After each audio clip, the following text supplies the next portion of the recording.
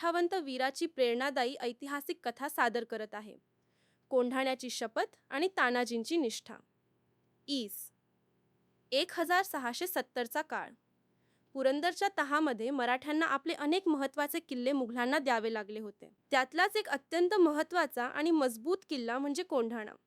एक दिवशी जिजामाता माँसाहेब राजगडच्या खिडकीतून दूरवर असलेल्या कोंढाण्याकडे पाहत होत्या. त्यांच्या मनात सतत एकच विचार येत होता. हा किल्ला मुघलांच्या हातात असणे म्हणजे स्वराज्याच्या छातीवर बसलेल्या सूर्यासारखे आहे. त्यांनी शिवाजी महाराजांकडे कोंढाणा परत जिंकण्याची इच्छा व्यक्त केली. महाराजांनी विचार केला, कोंढाणा जिंकणे सोपे नव्हते.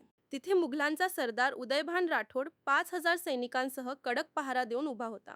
या कठीण कामासाठी महाराजांनी आपले बालमित्र आणि शूर सरदार तानाजी मालुसरे यांची आठवण काढली. त्यावेळी तानाजी आपल्या मुलाच्या रायबाच्या लग्नाच्या तयारीत व्यस्त होते. लग्नाची पत्रिका देण्यासाठी ते राजगडावर आले. पण जिजाऊ आणि महाराजांच्या चेहऱ्यावरची चिंता पाहून तानाजींनी तात्काळ ओळखले की काहीतरी गंभीर आहे. जेव्हा त्यांना कोंढाण्याच्या मोहिमेबद्दल समजले तेव्हा तानाजी अजिबात हिचकिचले नाहीत. ते तात्काळ म्हणाले, आधी लगीन कोंढाण्याचं, मग माझ्या रायबाचं. त्यांनी मुलाचे लग्न बाजूला ठेवून स्वराज्यासाठी कोंढाण्यावर चालून जाण्याचा निर्णय घेतला.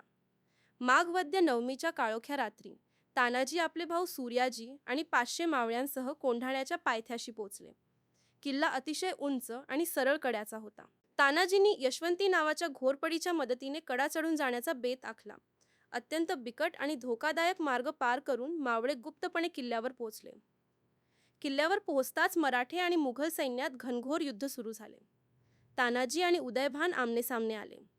दोघांमध्ये थरारक तलवारबाजी झाली.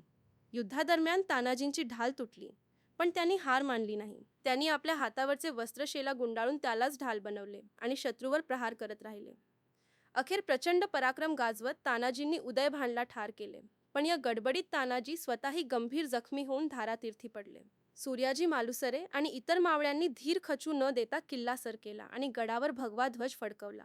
जेव्हा ही बातमी छत्रपती शिवाजी महाराजांपर्यंत पोहोचली तेव्हा कोंढाणा जिंकल्याचा आनंद एका क्षणात हवेत विरून गेला.